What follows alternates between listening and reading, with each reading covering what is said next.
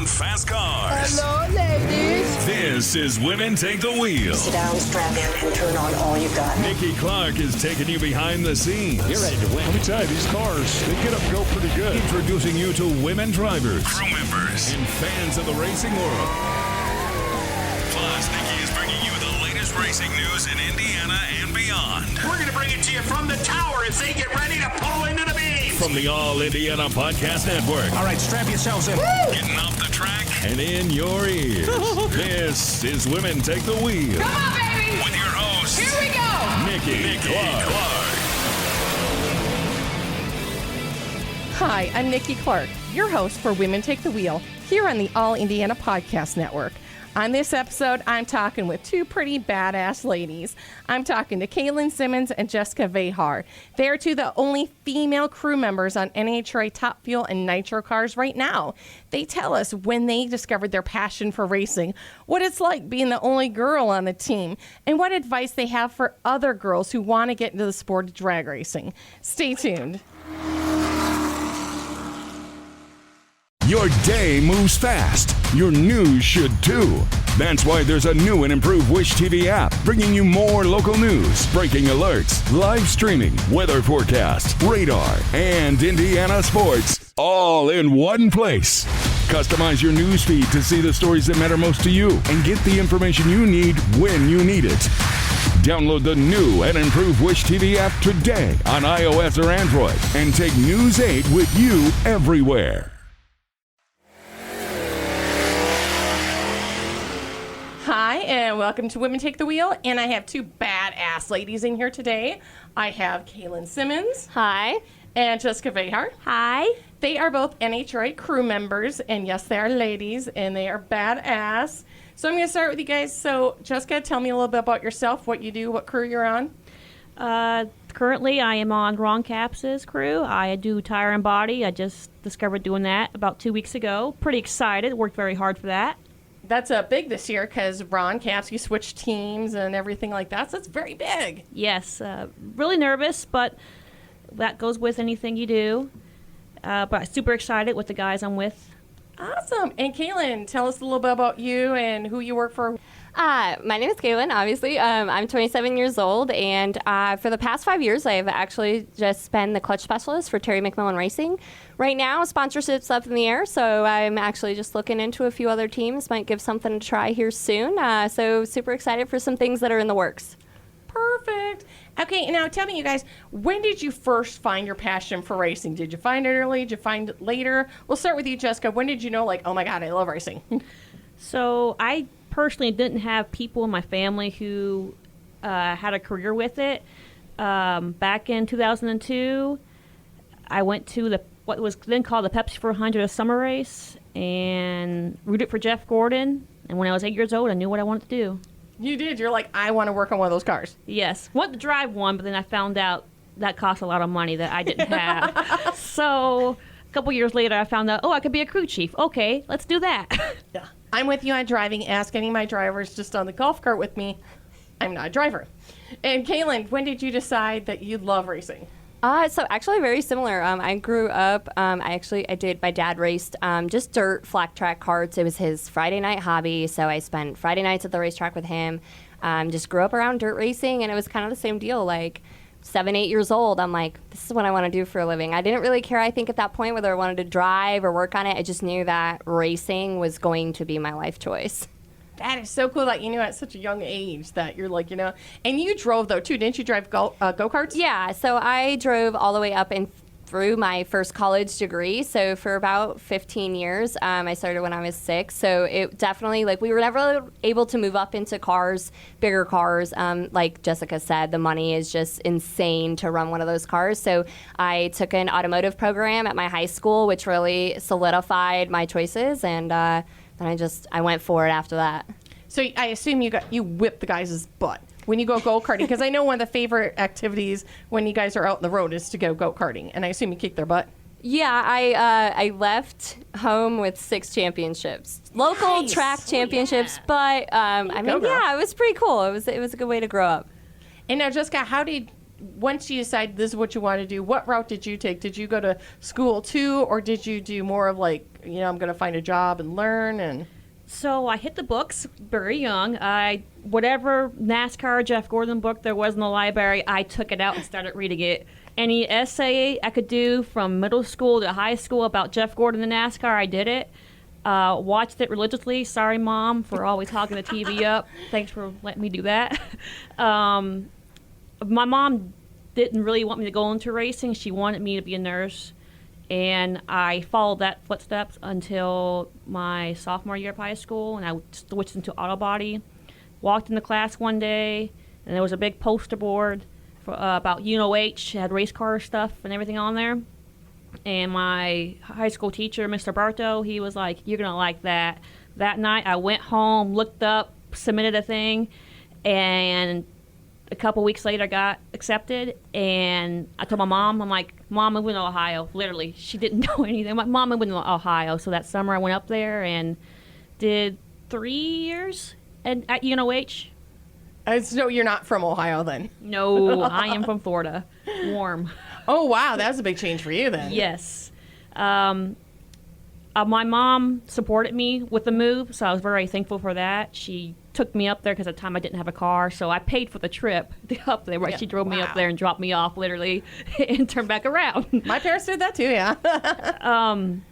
But I researched and did the automotive and high performance program at UNOH, which I loved because I was straight just NASCAR. I wanted to do NASCAR, but then I got introduced more into dirt racing, which I love more than anything now. Oh, yes, I've seen you go there, yes. And then in 2015 is when I got introduced to drag racing. I went to my first race in Norwalk. Oh, and that's a good track to go to your first one at. So one of my friends just took me up there because a couple graduated before I did, a couple friends of mine, and they're already on teams, so we went to support them, and I saw how they were thrashing and how everybody was working together, and just the excitement and adrenaline that was going through the air, and I'm like, okay, I might want to do that as well. It's another notch. Yes, yes, yes. And now, where'd you go to school, Kaylynn? We actually went to school together. You did? Yes. I didn't know that. Okay, I'm finding this out. No, on the air, finding out. You were in the same classes and everything? I don't know if we were ever actually in the same exact class, but we were on the race team together. I think started a year before you did, I believe. I was going to say, I think we were a little bit off, but then we met each other on the race team. But I went for the same thing as her, automotive technology and high performance racing. And I also ended up getting my CDL at the school. I graduated on a Tuesday, and I had a friend in drag racing. I also was set on NASCAR. My heart wanted to go there so bad. And I had so many friends just say, it's not all that cracked up to me. So I was like, all right. And I had a friend on Terry's team, and he's like, we really need somebody. And I was like, literally never seen a drag car. Like, I've never been to a drag strip. I don't even know anything about it. Yeah. And so I talked to my crew chief, Rob, and I graduated on a Tuesday. I literally got hired that day and moved to Indy on Wednesday. And then by that following Monday, we went to Las Vegas, and I'm here. Wow. Yeah. That's awesome. And now, what other teams have you worked for, Jessica? So the way my route is very different from Kaylynn's. After I graduated college, I had a friend that built shocks for AFCO, and I did that for a little bit, but then they had a quarter midget program, and I loved that to death, helping out little kids, starting out in racing, and watching them go, playing with them, and setting up their race cars. But then at that company, I decided, okay, it's time to move on. I want to do more. I want to do something bigger. And some of my friends that worked at DSR was like, oh, you should try DSR hospitality. Get your foot in the door. I'm like, okay. And it does, yeah. Yeah. So I did hospitality for DSR for 2018. Very thankful for that because while I was doing that, I met Scott Palmer. Coolest, baddest guy I've ever met. I love how old school he is. He came up to me in 2018. And I think Pomona 2, and he's like, hey, do you want to work for me? And I was like, well, I need to get more experience out here. And I'm like, yeah, let's do it. So 2019, I worked for Scott Palmer, did clutch assist and tires, and drove his semi-truck for him because I have my CDL. Unfortunately, I didn't get mine at UNOH, which I wish I did. But DSR pays for our CDL, so that's how I got mine. And I also did a little bit of clutch for Scott and did a little odds and ends to help the teams what I could do. And it was great. It was fun. It was awesome. That got my foot in the door for another experience to work for Manzo. Oh, I love Frank Manzo. Yes. Everybody loves Frank. So I went overseas to Qatar. Wow, what a great experience. Yes. Was nervous a little bit because it was my first time going overseas, just doing that whole deal, knowing nobody. I literally think I started with Frank in late November of 19, and within a month we were overseas. Wow. So that was great. We had a lot of fun, met a lot of amazing people, sweet people over there, spent a lot of time at the track, and it was just a gorgeous, gorgeous country. And so I did that. We came back, and unfortunately, I got let go. Mm-hmm. But then COVID happened last year as well. And so basically, it was downhill for all of racing. Yes. And I just kind of stuck it out. And one of my friends, who's the son of one of my instructors, he's like, "Hey, we're gonna race our D2 midget." And I'm like, "Okay."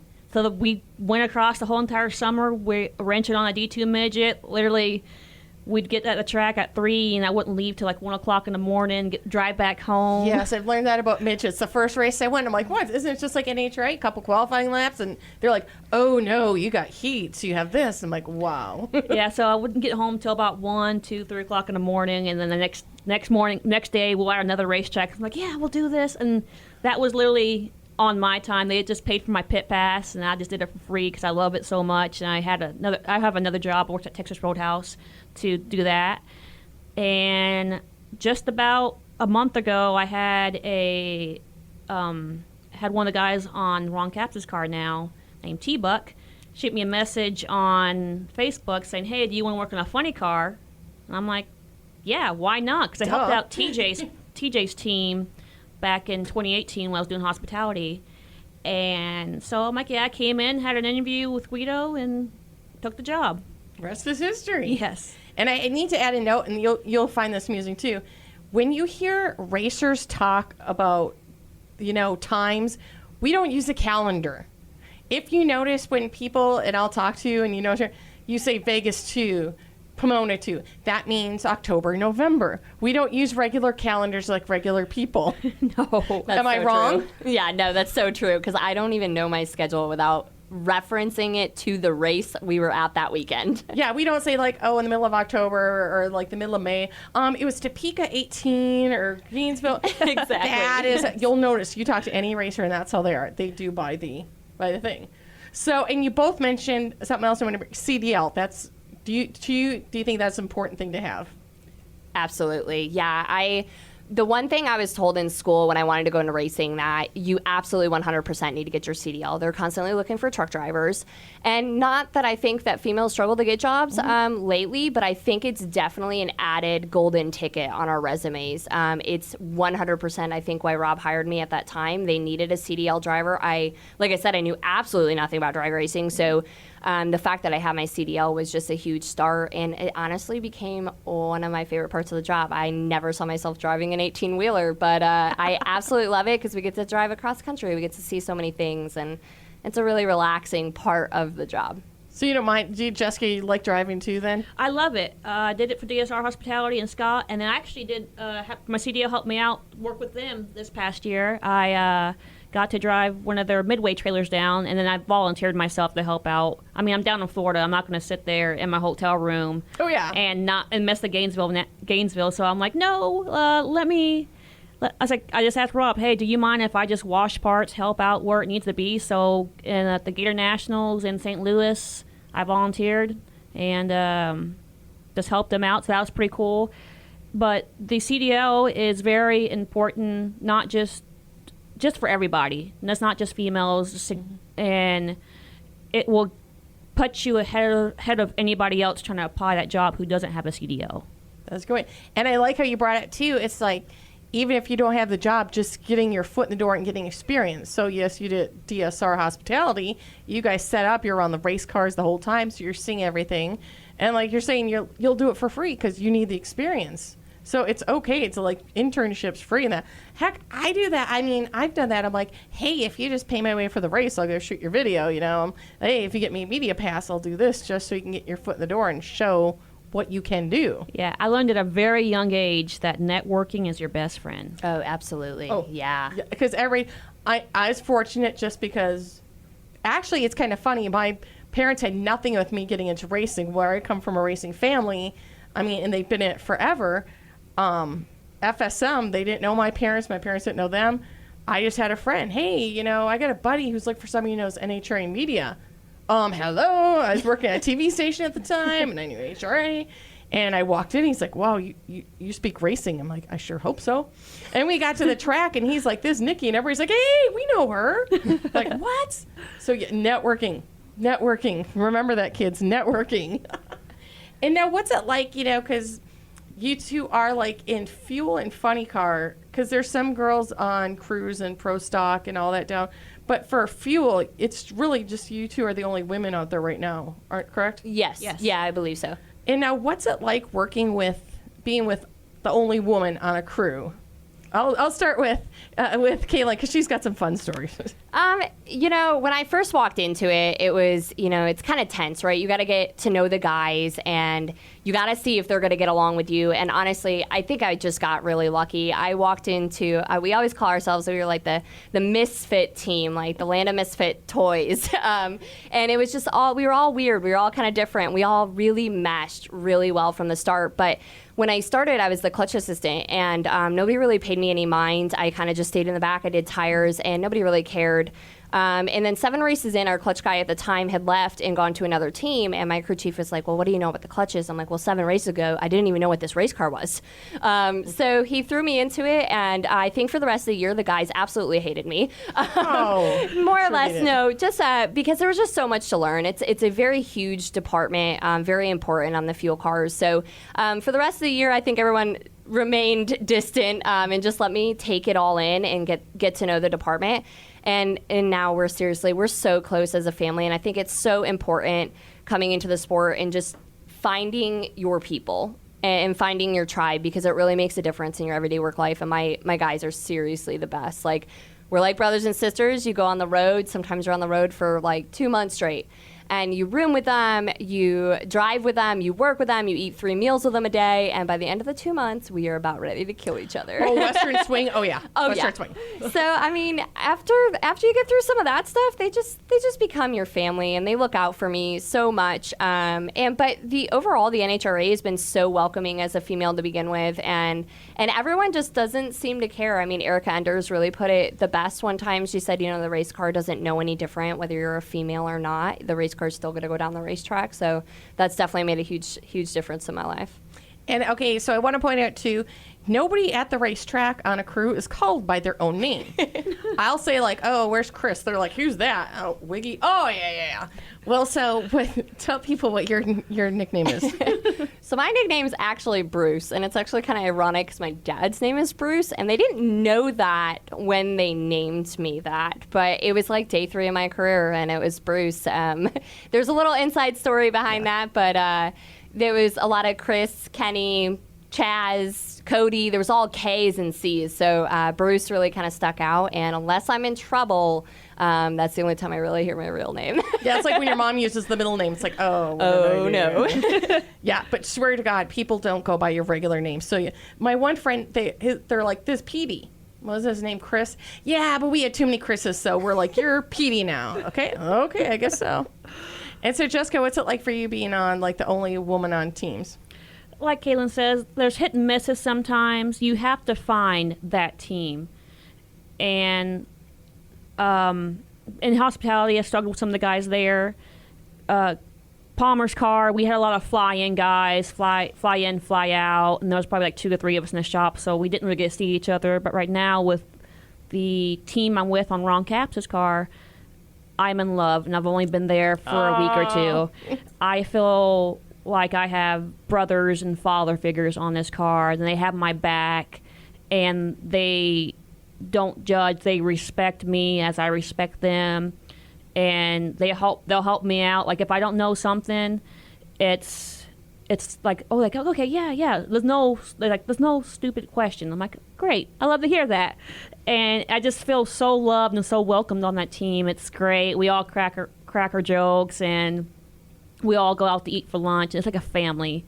And So great. I mean, we are probably going to have our little arguments as any family does, but you get the older brothers, your younger brothers, and then I got the older ones, so I call them my dads. I'm like, hey, Dad 1, hey, Dad 2, how you doing?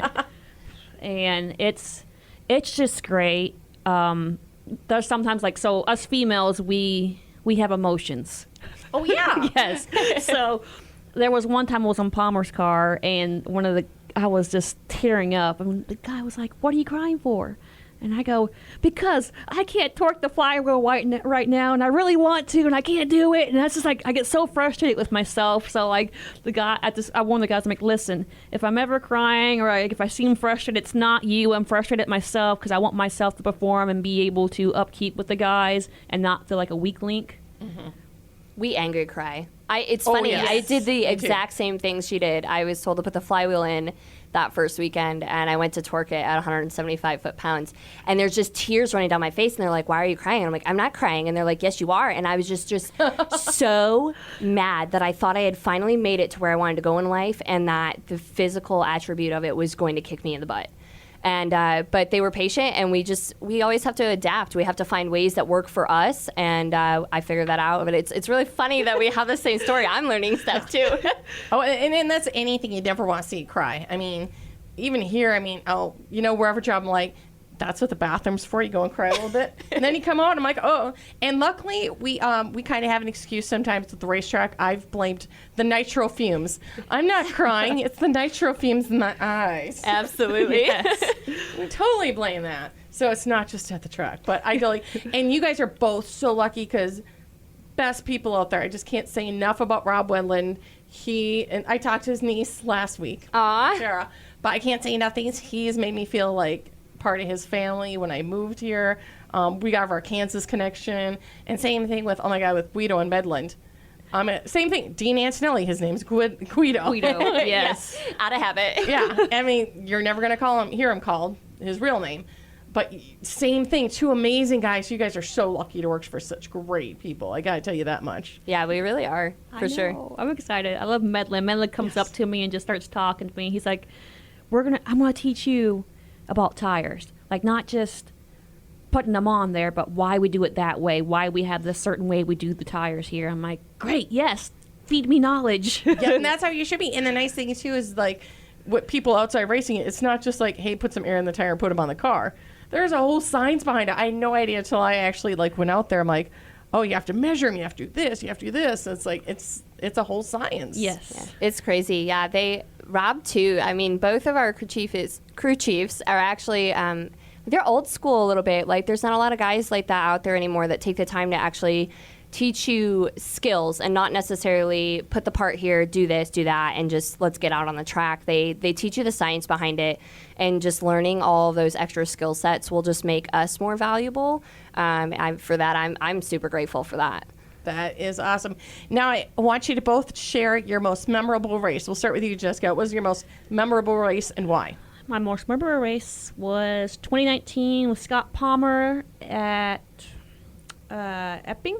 We went to our final round, which was my first final round, was Scott's second first final round. Unfortunately, we did not win. We came short of Steve Torrance, which is really hard to beat. Oh, yes. But I love those guys on that team, too, so I was happy for them. But for the team I was with and for us to go to that final round and work together, it was just amazing. And it was like nerves. Like, I didn't want to. I'm not looking. I don't want to watch. I don't want to watch the scoreboard. I am not watching this run. Just if I get punched or knocked down, I know something happened. We're good. We won. Yeah. But no, that was the greatest feeling ever, to be in the final round against Steve Torrance and just to have that shot to win a race. Very cool. And I think I know Kaylynn's answer, but tell me, Kaylynn, most favorite race, most memorable race. Just might happen to be Indy. So the Indy U.S. Nationals are pretty much our Daytona 500, the Indy 500 for us. It's such a huge race, and that day, just like when looking back on it, it just went smooth. Like there was no question. It was hot. I remember almost dying. A couple of our team guys almost passed out. We almost had like our own water boys, which is not normally typical, but every time we came back in the pit, they were draping water cloths like over our backs and stuff because it was so warm. But it just went smoothly, and next thing we know, we're standing in the final round, and we're up against Doug Coletta, who's trying to win the Indy race, and he's tried so long to win that race. And we took off, and both cars put a hole out, so the engine was down on power, and we were just both like, oh my gosh, which car is going to hang on the longest? And I swear to God, that scoreboard took hours to light up, but it lit up on our side, and they say that a lot of people go their entire career and they have championships and wins, and all they want to do is win Indy. And to say that we have that on our resume is just like, oh my gosh, best day at work ever. And I videotaped that whole experience. So, and even I'm like, I teared up watching that video because I was there and I just got everybody's reactions, the cheering and then of course Jackson crying. Why is everybody screaming? Yes. But yeah, I mean, just amazing. You watch that video and you get goosebumps. Oh my God, I was so happy for you guys. Oh, it's saved in my favorites on my phone. And by the way, can I go back to, you had water boys? Well, it was more or I've never had a team having water boys.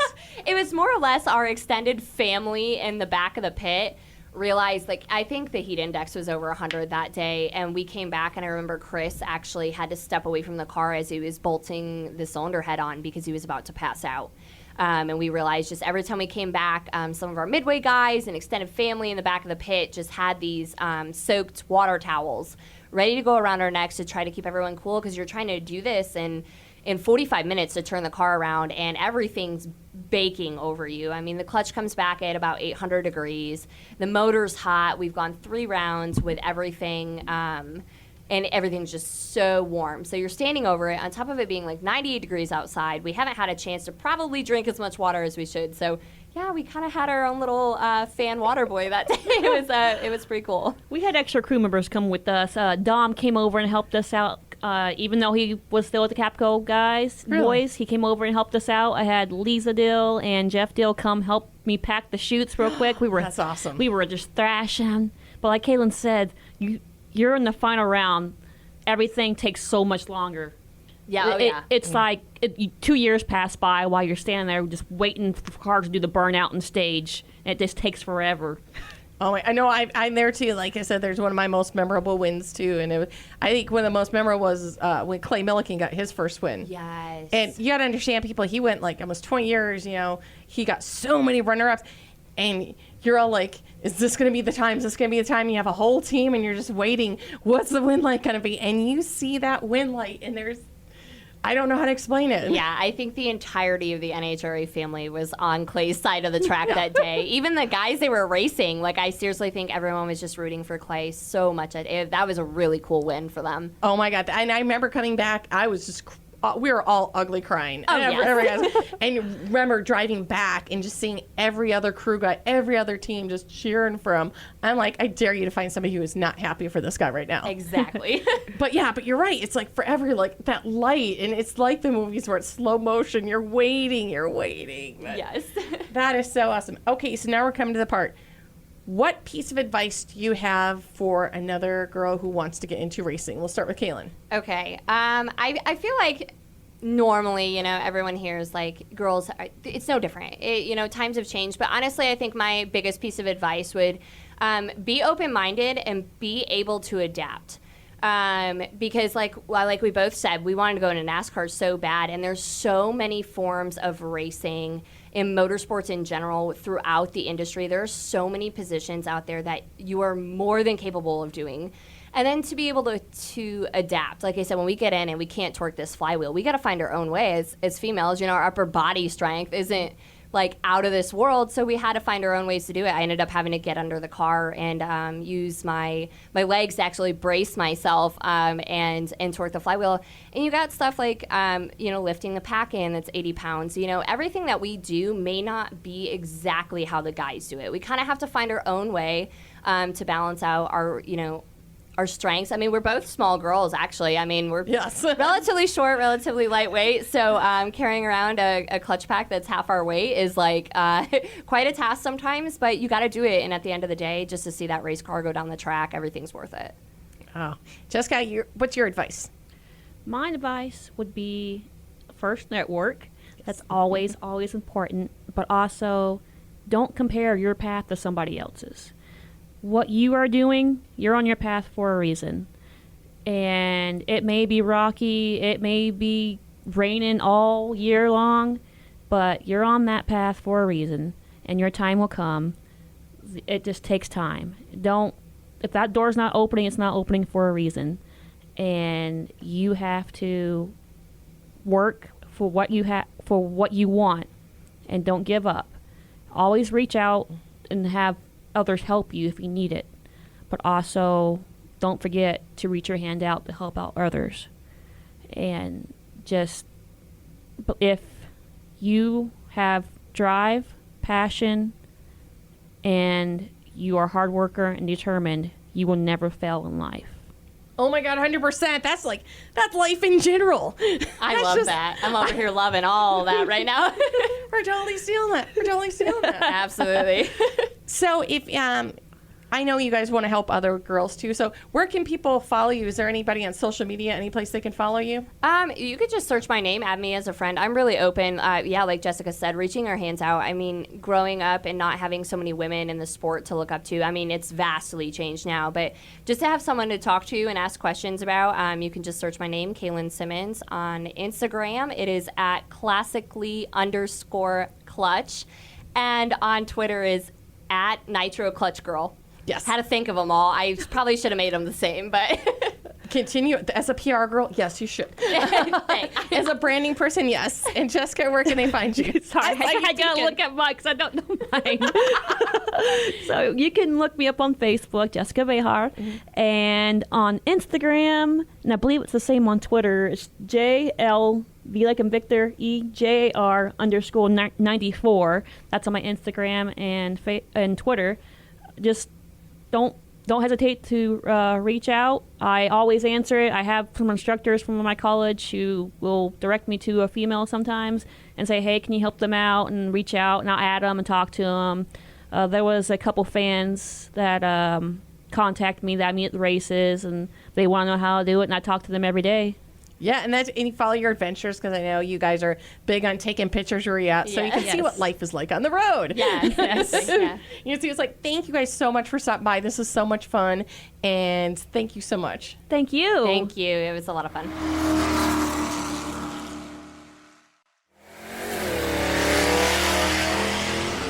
Thank you again for listening. I'm Nikki Clark, and this is Women Take the Wheel. Be sure to connect and follow on Facebook when you search for Women Take the Wheel. And be sure to follow and subscribe to this podcast now on the All Indiana Podcast Network. From the All Indiana Podcast Network, this is Women Take the Wheel with Nikki Clark. Follow and subscribe to this podcast now and discover even more great podcasts on the All Indiana Podcast Network. Online at allindianapodcastnetwork.com. allindianapodcastnetwork.com.